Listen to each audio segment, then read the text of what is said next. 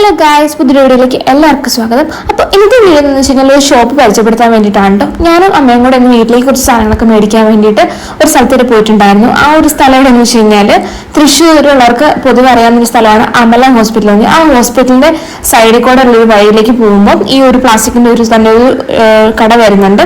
അവിടേക്കാണ് പോയിട്ടുണ്ടായിരുന്നത്.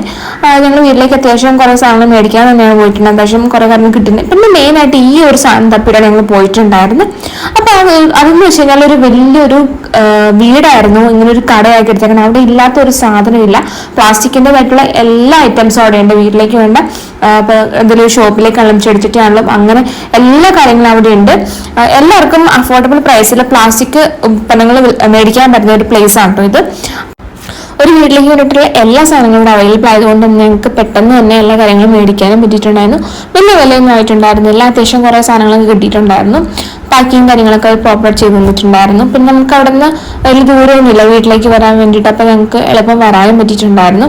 അപ്പം ലൊക്കേഷൻ ആണെങ്കിൽ ഈ ഒരു ലൊക്കേഷൻ കൂടുതലും അത് ഹോസ്പിറ്റൽ സൈഡ് ആയതുകൊണ്ട് ഹോസ്പിറ്റലിൽ വരുന്നവർക്ക് ഭയങ്കര യൂസ്ഫുൾ ആണെങ്കിൽ ഒരു ഷോപ്പ് എന്ന് വെച്ച് കഴിഞ്ഞാൽ, ഇപ്പൊ കറക്റ്റ് ലൊക്കേഷൻ പറയുകയാണെങ്കിൽ അമല ഹോസ്പിറ്റലിന്റെ സൈഡിൽ കൂടെ ഒരു വഴിയുണ്ട്. അവിടെ ഒരു സ്കൂളുണ്ട്. അതിന് തൊട്ട് ഓപ്പോസിറ്റ് ആണ് ഈ ഒരു കട വരുന്നത്.